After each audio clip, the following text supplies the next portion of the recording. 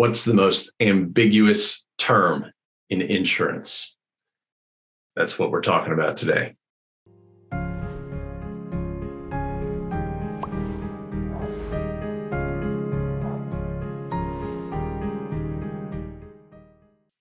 Hey, what's up? It's Ryan with Smith & Sons Insurance Agency, where we are transforming the way individuals, families, and businesses secure financial stability.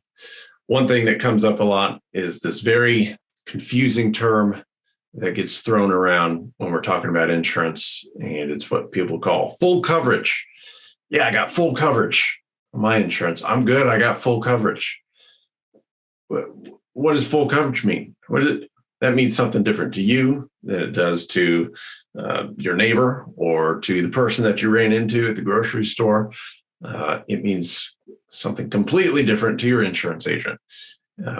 At Smith & Sons, we don't really talk about full coverage because of the ambiguity there. It's so confusing. In most cases, what people mean is they've got liability insurance, but then they also have comprehensive and collision for their own vehicle.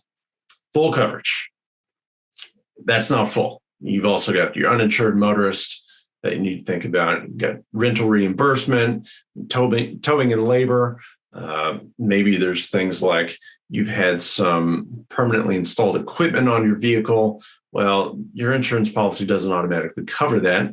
So it could be you got some brand new rims on that ride. Okay. But if you're not telling the insurance company about that, you can't just assume that it's covered. I got full coverage. You don't know that. That doesn't mean anything. So if you think you've got full coverage, let's have this conversation one-on-one. And I bet you I can find something that you didn't realize that wasn't covered, right? Full coverage is not the way to go. So give us a call, shoot us a message, leave us a comment on this video, and we'd be happy to have that conversation with you, whether you're a current client or not. Thanks for watching.